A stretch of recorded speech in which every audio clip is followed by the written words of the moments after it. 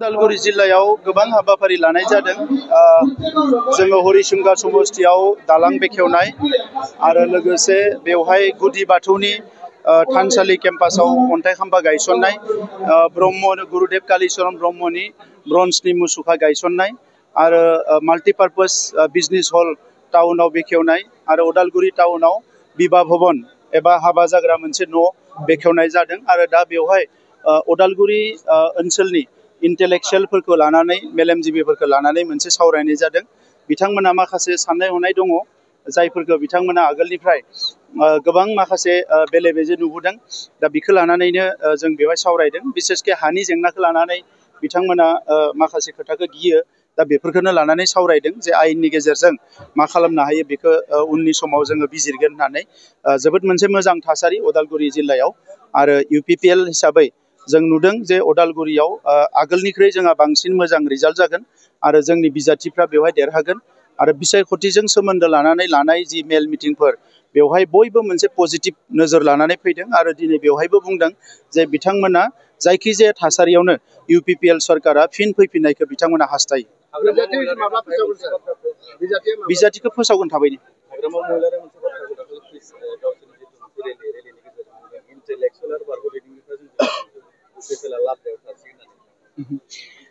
हाग्रामा महिलारि बिथाङा जोबोद गिनानै दङ। बिथाङा जेब्ला 2020 मायथाइयाव सरकार दानो हायाखै बै समनिफ्रायनो बिथाङा जोबोद गिदों। फार्स्ट गिदोंमोन जे बिथाङा गावनि दायफोरनि थाखाय माने साजा मोनगोन नामा, बिनि उनाव थाबाय। उनाव गिबाय बिथाङा जे जि सरकार सालायदों बेजोंथ' आं मोगा मोगि जानो हानाय नङा। दा नंखायनो 5 बोसोर बियो खेबसेबो एसेम्ब्लियाव फैयाखिसै। आरो बर' हारियाव बयनिख्रुइ लाजिनांथाव सासे दैदेनगिरि होनबा हाग्रामा महिलारि, जाय बिथाङा इलेक्सन देरहानानै 5 बोसोर खेबसेबो एसेम्ब्लियाव फैयाखिसै। बिथाङा BTCनि रायजो राजाफोरनि फारसे गावनि जि गोसो बेखौ दिन्थिदों जे बिथाङा जेबो साननाय गैया, अननाय गैया। आरो लोगोसे देबारगाव समस्तिनि रायजो राजाफोरनि फारसेबो बिथाङा जे जेबो साननाय गैया, अननाय गैया, बे बाथ्राखौ बिथाङा फोरमान होबाय एसेम्ब्लियाव 5 बोसोर फैयालासिनो थानानै। आरो दायो बिथाङा जेफोर बाथ्राफोरखौ UPPL नि सायाव बानसावदों एबा सोंखारिदों बेयो मोनसेबो माने थार नङा। गासैबो नंखाय बाथ्राखौ बुंदों आरो नंखाय बाथ्रा बुंनानैनो बिथाङा राजखान्थि खालामनो नागिरो। बेखौ रायजो राजाफ्रा बयबो मिथिगौ। सनितपुर बिश्वनाथाव बिथाङा मिटिं गानो थांदों। जि समाव सरकार दङमोन बिथाङा थाङाखिसै।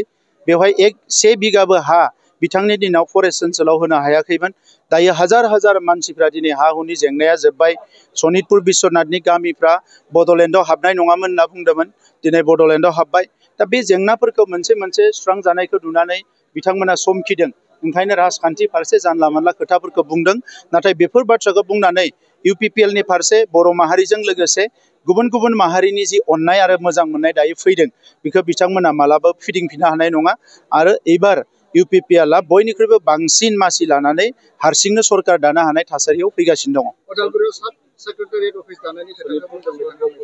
बेखौ उनाव नुगोन रायजो राजाफ्रा। आं बेखौ जेबो बुंनो साना जे माखासे बाथ्राखौ राजखान्थियाव बुंनांगौ होननानै बुङो। दा बबे प्रेक्टिकेल बबे प्रेक्टिकेल नङा रायजो राजाफ्राबो उनाव नुगोन। बिथांनि जिथुखे हेलिकप्टाराव गोबां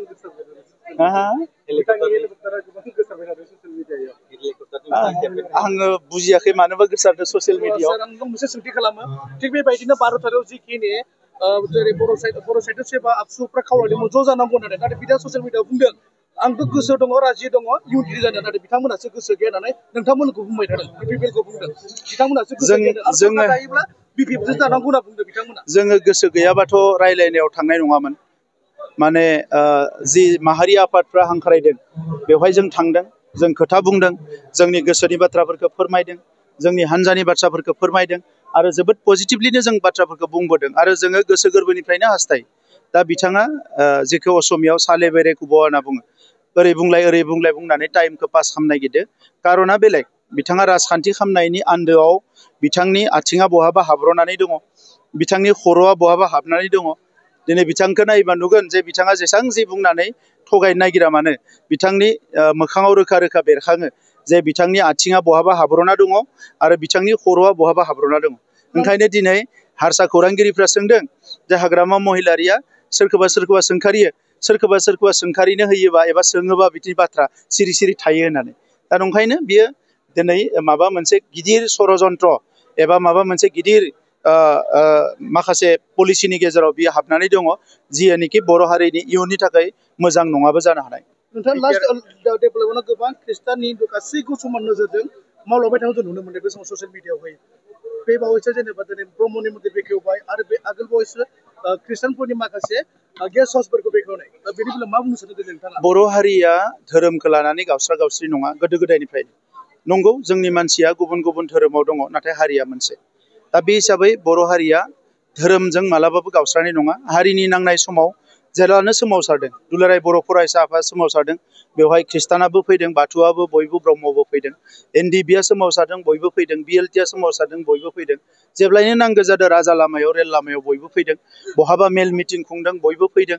दा दिनैसिम जोंनि हारिनि मानसिफ्रा खौसे। दा नंखायनो जोंनि सरकारा जोङो बाथौखौबो नायदों ब्रह्मखौबो नायदों गुदि बाथौखौबो नायदों खृष्टानखौबो नायदों जोंनि जि दोङो गासैबो धोरोमखौनो जों नायदों जे धोरोमनि गेजेरजों जाहाथे जोङो एसे सोदांनानै इयुन जोलैखौ जों गोग्गो लामाजों दैदेनलांनो हायो। नंखायनो धोरोम आफादफोरखौ गोख्रों खालामनो थाखाय जोङो मदद होदों।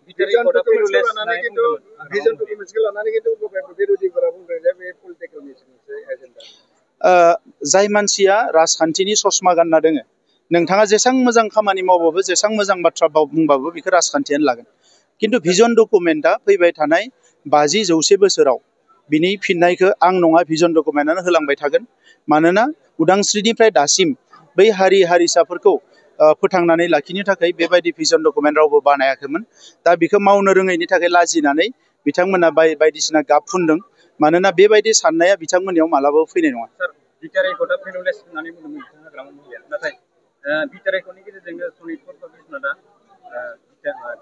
मोनसेबो एकर्डआ भेलुलेस नङा।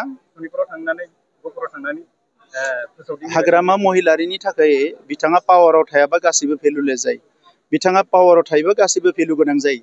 दा बिटिआर एकर्डल' नङा बिएससिआबो भेलुलेस नङा बिटिसिआबो भेलुलेस नङा बिटिआरआबो भेलुलेस नङा। सोरबा जुदि बर' राइटारा खन्थाइ बिजाब गांसे बरनदो बेबो भेलुलेस नङा बेयो जोबोद गोनां। सोरबा जुदि जोंनि सासे फंबाया बा बिदाया रायथाइ मोनसे लिरदों बेबो भेलु गोनां। सोरबा जुदि हारिनि थाखाय अन्थाइ थसे थिखांनानै जुदि लामायाव होदों बेबो भेलु गोनां। दा नंखायनो बेफोरनि भेलुखौ हाग्रामा महिलारिया मिथिनाय नङा।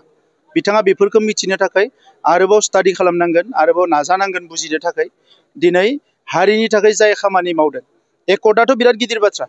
जुदि सोरबा हारिनि थाखाय हाग्रा दोंसे फुदोंबा बेबो हारिनि थाखाय इम्पर्टेन्ट। दा बेखौ बिथाङा मालाबाबो बुजिनाय नङा। हारिनि थाखाय सोरबा जुदि हाद्रि बाला मोनसे थिखांनानै बहाबा मन्दिर लुनायाव न' लुनायाव होदोंबा बेबो भेलु गोनां। दा बेफोर बाथ्राखौ बुजिनो थाखाय हाग्रामा महिलारिया जे ससियेल एक्टिभिज्मनि कचिंखौ लानांगोन अब्लासो मिथिगोन। नैबे समा जिहेतु अलखद राजखान्थि बेलायावहाय जुदि हाजोमाय बुङोबा जों एलायन्स होननानै नाजावगोन नामा? बिखौ माहारि आफादफ्रा थिग खालामगासिनो दङ आरो बिथाङा गोसो दोङोबा माहारि आफादजों जिरायथों गाबोननो जिरायनानै बुंथों। मानोना मोनसेल'थ' नङा थुनलाइ आफाद फरायसा आफाद हारिमु आफाद गोबां आफादफोर दङ बेवहाय। गाबोननो जिरायना रायलाय लामा मोनसे ओंखारगोन।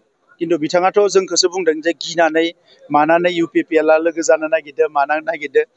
गिबाथ' जों सिगांनो गिगौमोन जि समाव बिथांमोना सिगियोमोन जोंखौ नङा होमबा। जोंनि गारिखौ अन्थाइजों देख्रुबबाय होसोबाय गोबांखौ बुबाय माबाबाय। दा बै समावनो गिगौमोन जोङो। दाथ' गिनांगौ मा दङ। नैबे समाथ' जोंनिसो जोंनि सरकार आरो जोंनो सरकार दाफिनगोन बेवहायथ' जोंहा जेबो गिनांगौ गैया। Thank you.